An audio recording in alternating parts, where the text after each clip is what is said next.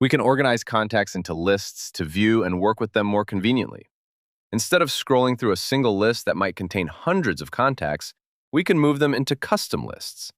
So let's tap the back button to view the lists column. Here on the iPhone, I'm going to add two lists, one called Coworkers and another called Friends. On the iPad, let's add a list called Local Businesses. Now we just need to start adding contacts into each list. Let's start on the iPad. Tap, hold, and drag on a contact to select it. Then single tap on the sidebar button to open the Lists column. Then I'll drag and drop this contact into the Friends list.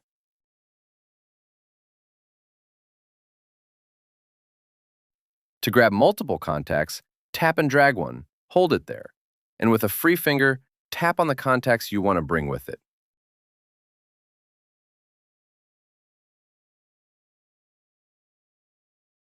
We can drag and drop on the iPhone too. Tap, hold, and drag to select one or more contacts. Then tap on the back button with a free finger and drop into the list you want to add the contact or contacts to. We can also add a contact to a list from their contact card. Scroll down and tap Add to List. Then select the list you want to add them to. Adding contacts to lists doesn't remove them from the All iCloud list. This will always contain every one of my contacts for this account. We can add contacts to multiple lists.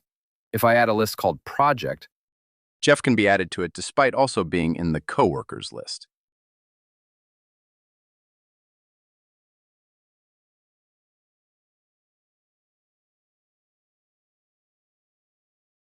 Tap and hold on a contact within a list, and we can remove the contact from only that list, or delete the contact entirely.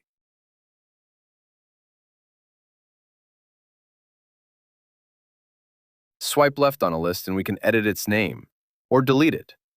Doing that will only delete the list, not the contacts within it. We can also tap and hold on a list to quickly email or message all the contacts in that list. Doing this will compose a new email with it addressed to everyone in the coworkers list as long as an email address is saved for them.